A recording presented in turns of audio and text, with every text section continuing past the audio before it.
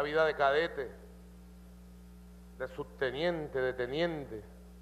Ya como teniente despuntaba y el nombre de Chávez removía las telarañas de algunos cuarteles y de algunas mentes que se habían quedado en el pasado, de las concepciones de ejércitos pretorianos que eran más ejércitos de ocupación y de dominación contra el pueblo que ejércitos para garantizar democracia, independencias y libertades.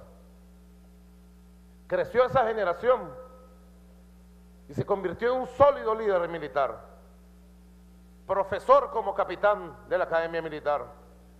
Luego lo expulsaron por allá y lo lanzaron a un campo en la frontera con Colombia, en Apure.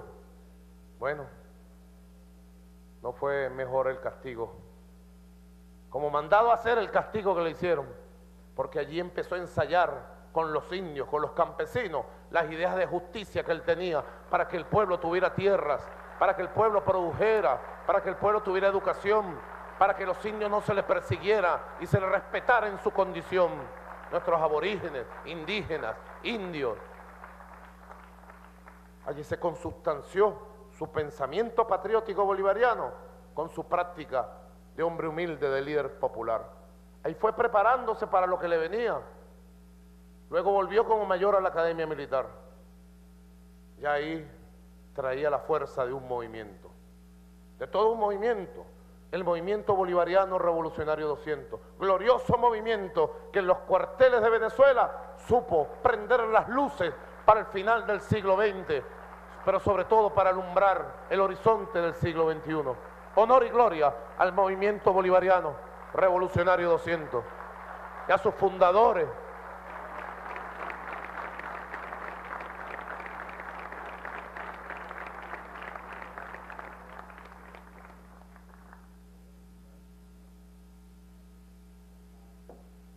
Luego llegó aquel día huracanado.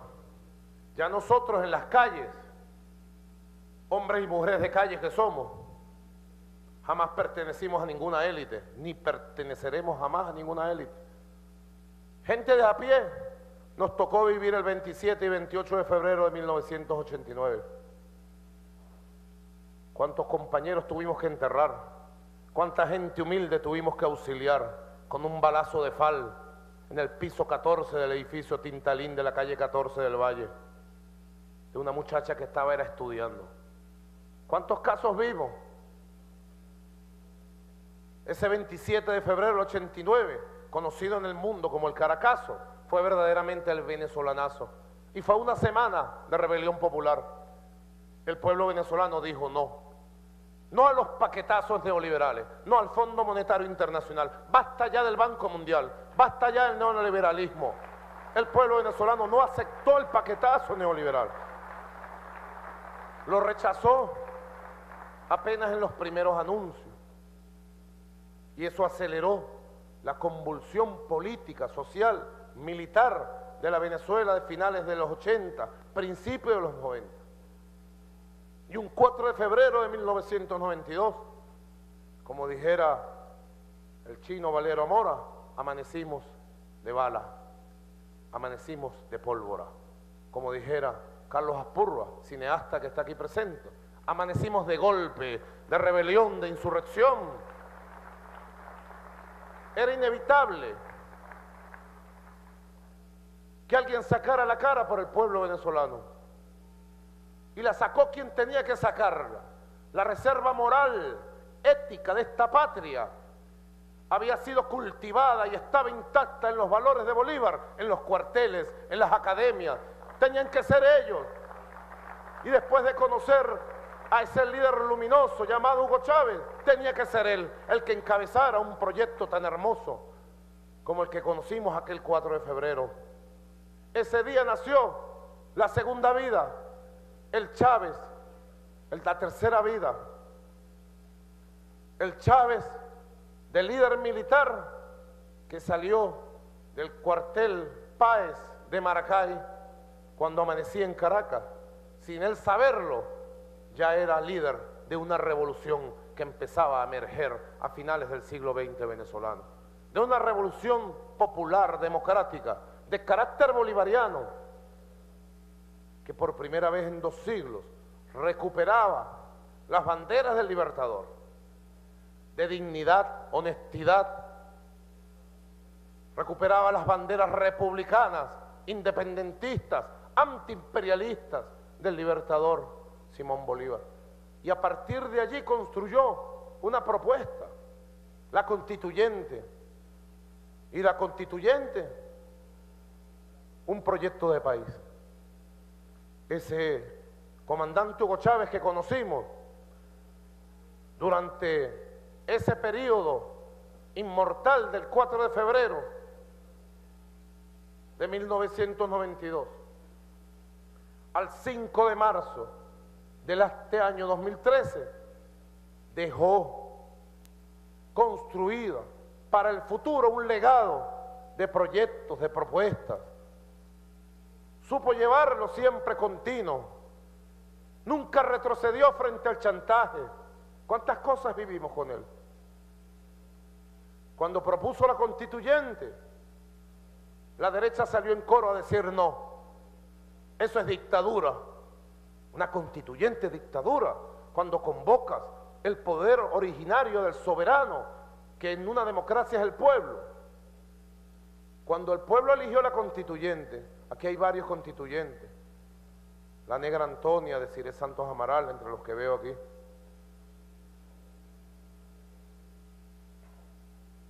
cuando el pueblo constituyó este proyecto en debate nacional, democrático, abierto, libre, y luego por primera vez en la historia se presentó este proyecto a un referéndum. Nunca antes en la historia de nuestra patria se había convocado una constituyente de puertas abiertas. Yo fui constituyente, William Ojeda también, Elías Agua, Adán Chávez Fría, fuimos constituyentes, Iris Varela, Cristóbal Jiménez, Durán Centeno, María de Queipo, el hijo de María Leonci Carlos Mar, Braulio Álvarez, Earle Herrera, Aristóbulo, Rodolfo Sanz.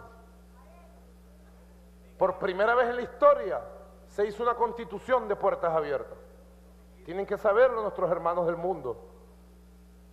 Sometidos a una campaña brutal, dijeron que con la Constitución acabábamos con la propiedad privada. Y hubo quien se lo creyó. Lo dijeron tantas veces y de tantas maneras que hubo quien creyó que era verdad. Dijeron que con la Constitución se acababa la libertad de expresión. A esta altura nosotros deberíamos tener una dictadura ya de 14 años. ¿Cuántas cosas dijeron? Algunas se me olvidan en este momento. Que no le íbamos a quitar los hijos y la patria potestad de nuestros niños y hermosas niñas, sagrados para todos nosotros. Aquí está mi nieta, Paula Nicole, mis hermanas, mi hijo Nicolás, mi nietica de 5 meses, Victoria, los hijos de Silvia, que son mis hijos, sus nietas y sus nietos, mis sobrinos. Sagrados son los niños para nosotros. Y salió la Constitución al debate en la calle. Primera vez en la historia, 15 de diciembre, 1999. El pueblo salió libremente después de un debate y aprobaron casi por el 71% de los votos populares la primera Constitución aprobada por el pueblo de Venezuela en debate y en referéndum. Aquí está, Constitución sagrada para todos. Cuántas cosas vivimos con el comandante Chávez. Luego vinieron los años de la relegitimación. El pueblo lo religió, porque el pueblo lo eligió en el 98. Lo relegitimó con la nueva Constitución en el 2000. Y después vinieron las conspiraciones. Nosotros conocemos esta película de hace tiempo. Sabemos cuando se incuba la intolerancia y el odio para dónde van. Muy parecido a la historia de la película que estamos viendo hoy. Y vinieron por él. Se lo llevaron, lo secuestraron. No lo fusilaron porque surgieron 5 soldados de la oscuridad, como él siempre nos contó, armaron su FAL y dijeron, si ustedes disparan aquí nos matamos todos. Este hombre es el presidente de la República y hay que respetarle su vida. Y los mercenarios, que no eran ni militares ni policías, eran mercenarios traídos para esa tarea, se replegaron, se fueron. Luego la historia es conocida, la resurrección del 14 de abril, la llegada de Hugo Chávez, luego el sabotaje petrolero. El comandante Chávez llegó del golpe de Estado, un 14 de abril con el Cristo Redentor. Cristo Redentor. Y en nombre de Cristo dijo, rectifiquemos todos, los llamo al diálogo. Y así hizo, un día después. ¿Para qué sirvió eso? Bueno, para que el país intentara conversar, pero inmediatamente impusieron la agenda oculta del nuevo golpe, sabotaje petrolero.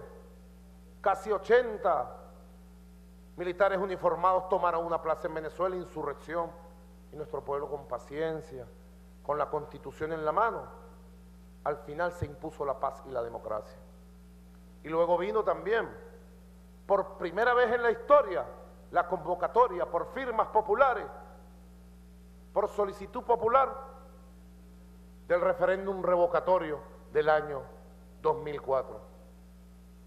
Hubo quienes dijeron, hoy están del lado de la derecha, le decían al presidente, presidente, no acepte esa firma, no acepte lo que va a decir el Consejo Nacional Electoral, no convoque elecciones, salgamos insurreccionados a las calles. El presidente dijo, no.